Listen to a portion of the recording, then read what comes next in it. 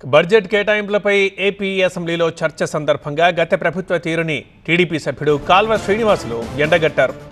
సాగునీటి రంగాన్ని జగన్ నాశనం చేశారని టీడీపీ ఎమ్మెల్యే కాల్వ విమర్శించారు. జగన్ రాయలసీమ ప్రాజెక్టుల భవిష్యత్తుని అంధకారం చేశారన్నారు. 5 ఏళ్లలో రాయలసీమ ప్రాజెక్టుల పరిస్థితి ఎక్కడేసిన గొంగలి అక్కడే ఉన్నట్లుగా ఉందని, ప్రాజెక్టుల పురోగతి లేకుండా వివాదాస్పదంగా దాన్ని మార్చారని అన్నారు కాల్వ.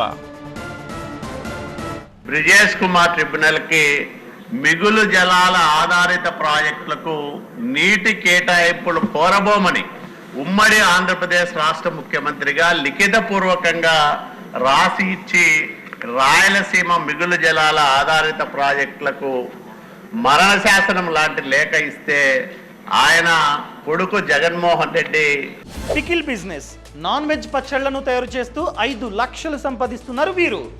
మీరు కూడా అలా సంపాదించాలా? అయితే ఫ్రీడమ్ యాప్ని డౌన్లోడ్ చేసుకోండి.